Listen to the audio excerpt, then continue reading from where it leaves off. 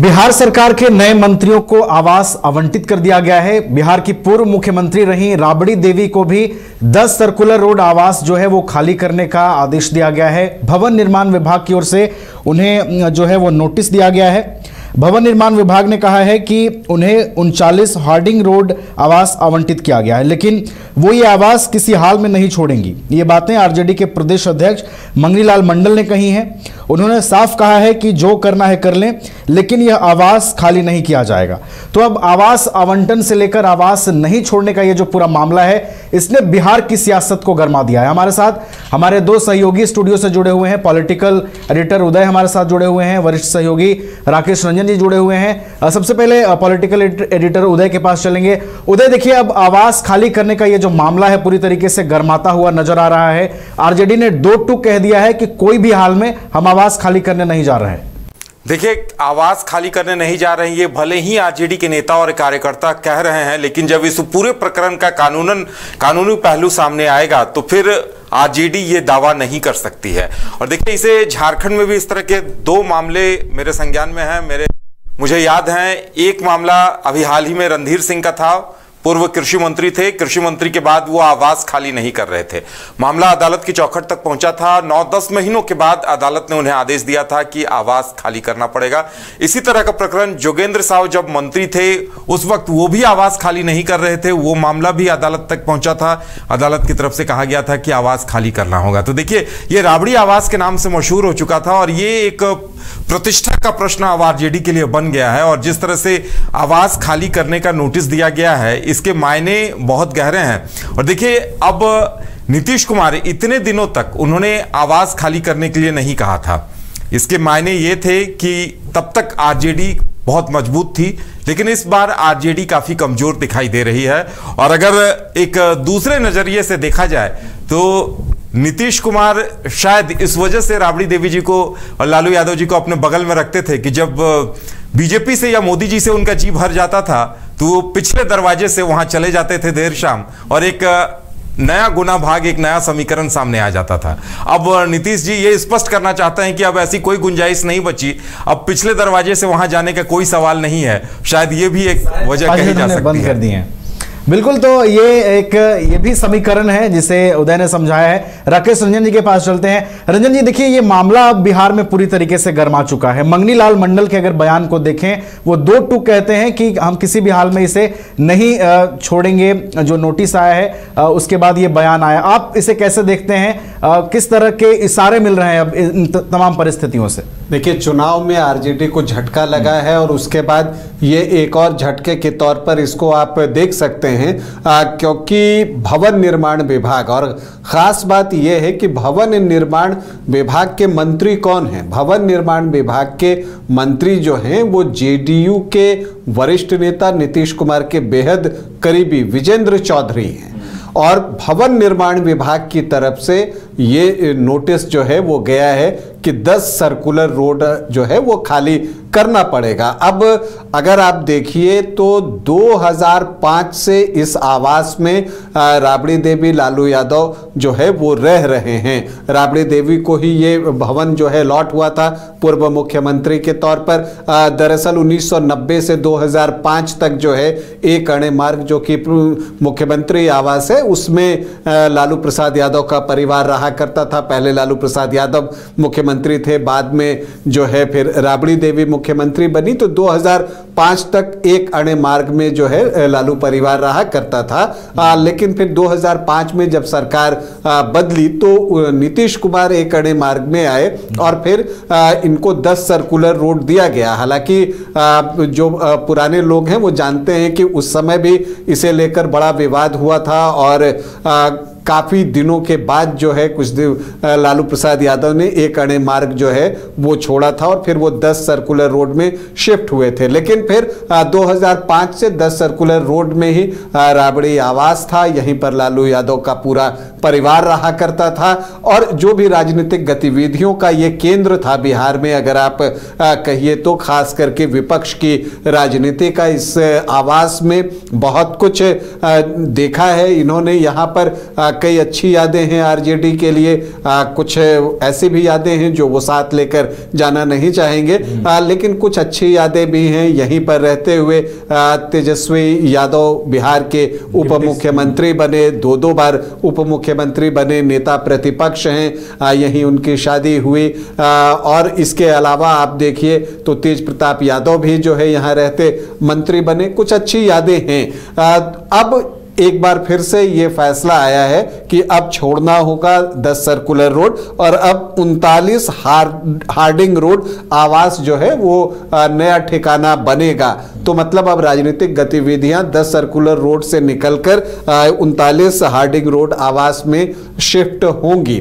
लेकिन जो एक बात है, अभी इसको लेकर आरजेडी जो है बिल्कुल इसे मानने को तैयार नहीं है। अक्सर ऐसा हमने राजनीति में देखा है कि जब भी आवास छोड़ने की बात होती है तो कई बार जो पुराने वहां रह रहे होते हैं और खास करके उनके समर्थक नहीं चाहते कि वो आवास छोड़ें। अभी उदय ने 1-2 उदाहरण झारखंड के दिए, लेकिन उदाहरण जो है वो बिहार में भी हैं। और लालू प्रसाद यादव के घर की ही बात है, जब तेजस्वी यादव डिप्टी सीएम बने थे तो उनको 5 देश रत्न मार्ग आवास दिया गया था और वो उसी में थे।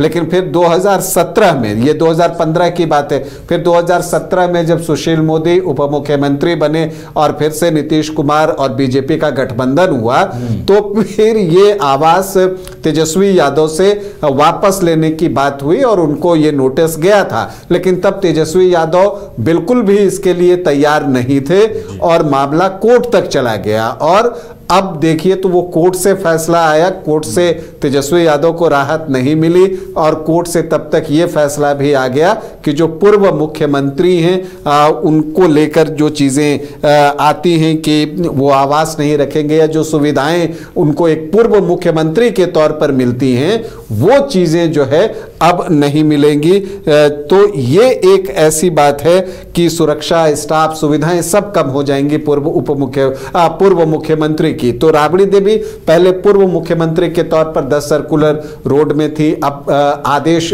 था आ चुका है इस तरह का। तो अब जो है उस आदेश के को ही आप कह लीजिए, क्योंकि वो जो आवास था एक तरह से पूर्व मुख्यमंत्री कैटेगरी का था, अब जो है नेता प्रतिपक्ष। इसलिए जब आप नोटिस पढ़ रहे थे तो उसमें आप देखिएगा कि नेता प्रतिपक्ष के तौर पर जो है कर्णांकित किया गया है और वो आवास आपको बताया जा रहा है 39 हार्डिंग रोड आवास। तो नेता प्रतिपक्ष के तौर पर अब आवास आवंटित किया जा रहा है। तो ये चीज है और इसी बात को आरजेडी समर्थक जो है वो मानने को तैयार नहीं है। रोहिणी आचार्य, लालू प्रसाद यादव की बेटी, ने भी इसको लेकर नीतीश सरकार को घेरा है और उन्होंने कहा है कि आप घर से तो निकाल देंगे, लोगों के दिल से आप कैसे निकालेंगे। लालू यादव का क्या राजनीतिक कद है उसको आप देखिए और नहीं तो उनके स्वास्थ्य को ही देखते। तो इस तरह की बातें हो रही हैं। लेकिन अब एक सवाल तो जरूर आरजेडी का ये फैक्ट है जो कि बनता है आरजेडी की तरफ से भी कि अगर ऐसा था तो ये काम पहले भी किया जा सकता था। पिछले 4-5 सालों में ये काम क्यों नहीं हुआ कि उनको दूसरा आवास आवंटित किया गया और अब सडनली से ये आवास छोड़ने के लिए कहा गया है। तो इसको लेकर जो है कई तर्क हैं। एक तर्क उदय जी ने भी यहाँ पर दिया कि चूंकि एक अड़े मार्ग जो मुख्यमंत्री आवास है और जो राबड़ी देवी का आवास था वो अगल बगल था, अब एक दूरी वहाँ पर जो है अब आ गई है। ये भी एक वजह हो सकती है या लेकिन एक दिलचस्प बात यह है कि आरजेडी, उदय आप देखेंगे कि आरजेडी इसे लेकर जो हमलावर भी है वो बीजेपी पर हमलावर है। क्योंकि ऐसे आप देखें कि ये भवन निर्माण विभाग ने नोटिस जारी किया है जो जेडीयू के पास है और विजेंद्र चौधरी जो है उसके मंत्री हैं। फैसला उधर से आया है लेकिन जो हमला हो रहा है वो बीजेपी पर हो रहा है। और मंगनी लाल मंडल की बात कीजिए तो वो कहते हैं कि लालू परिवार को अपमानित करने की कोशिश है और बीजेपी को खुश करने की कवायद के रूप में वो इसको देखते हैं। वो कहते हैं कि अब तो गृह विभाग उनसे बीजेपी ने ले ही लिया है।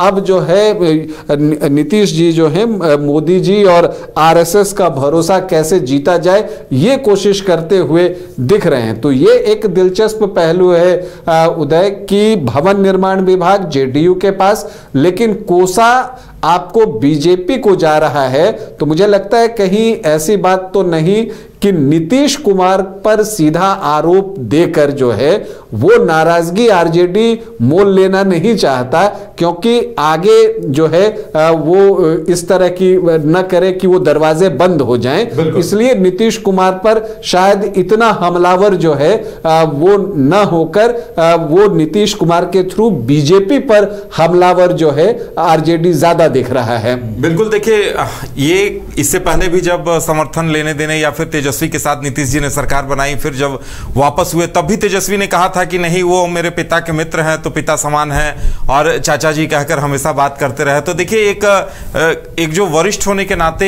एक जो रिश्ता था वो बनाए रखा गया है। और देखिए अभी भी अगर वो ऐसा आरोप नहीं लगा रहे हैं तो चुनाव के दरमियान भी जब तेजस्वी यादव या आरजेडी की तरफ से सभाओं को संबोधित किया जाता था तो नीतीश कुमार पे सीधा हमला नहीं किया जाता था, बस उनकी बड़ी उम्र का हवाला दिया जाता था। तो देखिए गुंजाइश छोड़कर चल रहे थे। उन्हें लग रहा था कि अगर समीकरण ऐसे बनते हैं, बीजेपी की कम सीटें आती हैं, जदयू की ज्यादा सीटें आती हैं, तो एक गुंजाइश इसकी रखी जाए कि फिर से जदयू और आरजेडी साथ आकर सरकार बना सके। लेकिन उधर एक चीज और भी है कि चूंकि अब 10 सर्कुलर रोड छोड़ना है तो कहीं ऐसा तो नहीं कि आरजेडी और जेडीयू के बीच भी एक खटास मन में आ जाए, और ये खटास जितना बढ़ेगा आगे जाकर कभी फिर से मिलने की बात हो तो वो संभावनाएं कम से कमतर होते चले जाएंगी। हालांकि नीतीश कुमार ने सभाओं से बार बार ये बात कही है कि अब कहीं इधर उधर जाने का कोई प्रश्न नहीं उठता, और इस बार विधानसभा का गणित भी कुछ ऐसा बना है कि उस तरह की संभावनाएं जो है वो कम दिखती हैं।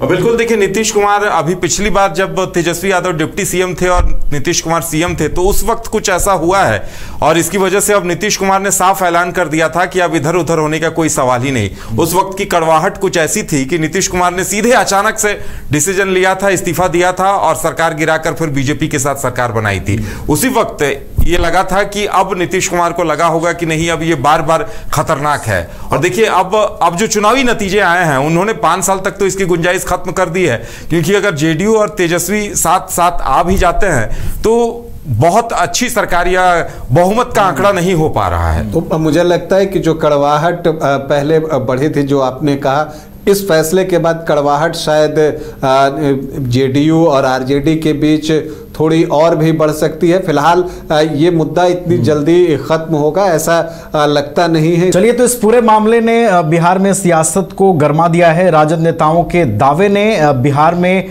एक नई राजनीतिक विवाद की संभावना को भी दिखाया है। देखना है ये मामला और कितना आगे बढ़ता है। बहुत बहुत धन्यवाद उदय आपका हमारे साथ जुड़ने के लिए। राकेश रंजन जी आपका भी बहुत बहुत धन्यवाद हमारे साथ जुड़ने के लिए।